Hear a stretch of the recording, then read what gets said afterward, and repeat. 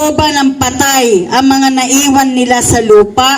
Kasi di ba po sinasabi nila, yung gabayan mo kami, mga naiwan dito. Ang patay po, wala nang alam sa buhay. Paano gagabayan?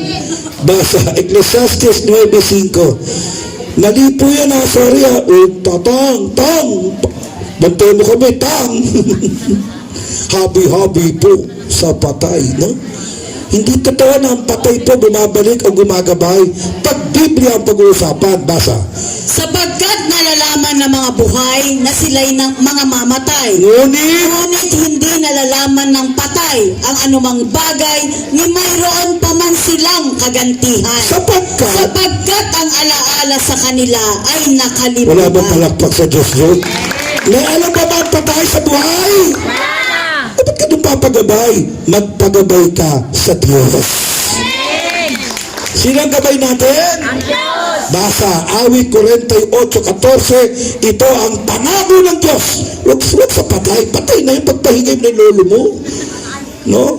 Awit 48:14. Sapagkat ang Diyos na ito ay ating Diyos magpakailan-kailanman. Tuloy. Siya'y magiging ating patnubay hanggang sa kamatayan. Sino ang gabay natin? Doon tayo magpagabay, wag sa patay.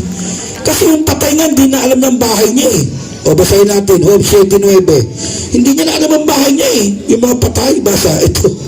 Kung paanong ang ulap ay napapawi at nawawala, gayon siyang bumababa sa Sheol ay hindi na aahon pa. Sa 10. Siya hindi na babalik pa sa kanyang bahay, ni malalaman pa man niya ang kanyang dako. O ba't ka nung magpapagabay? Patay na yun, pagpahingay mo na yun. Amen? Kanina kayo magpapagabay? At sa pamamagitan ng Bible Forum, gagabayan namin kayo. Palakpakan ko na. Tumayo tayo lahat mga kapatid.